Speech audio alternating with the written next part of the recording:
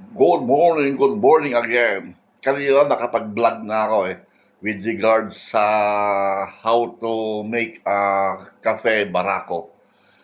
Andito pa ako sa kusina hanggang ngayon. So, nakaluto na ako.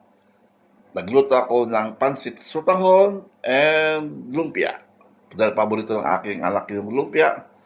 Wala yung isang lalaki ko. Nasa malayo, nasa work niya. Ito ang aming tanghalian ngayon.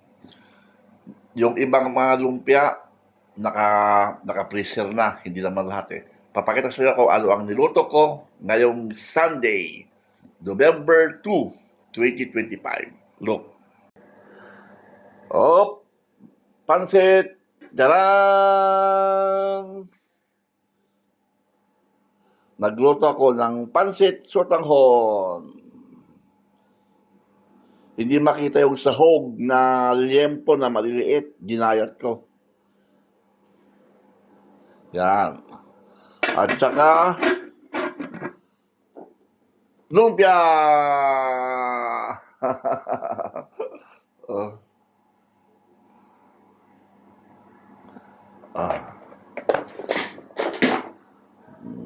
Kagabi nagluto ako ng hotdog. Kagabi, pasalubong ng aking kapatid galing Pilipinas.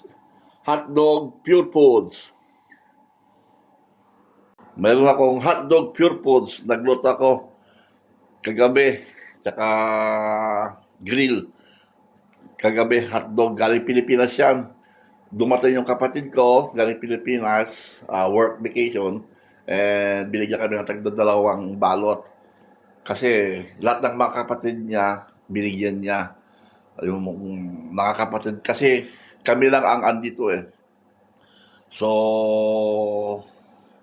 4 kami dito sa lugar na to, sa Calabria. Sila nasa malayo sila.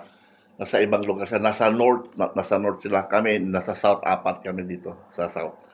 Okay. Tingnan mo yung Christmas tree namin pasilip po. Busy yung dalawang mag-ina. Tapos na, nakatuto na ako. Silipin natin yung dalawang mag-ina. Kung ano ginagawa.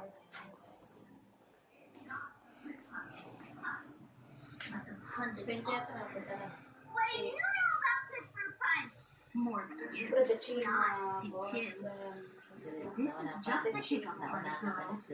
Imagine what a tizzy they'll be in by the time the battle. Tinakatayo nila yung Christmas tree. Mamaya lagyan namin na magiging Pasko na dito sa aming bahay. Bon petit! Pansit!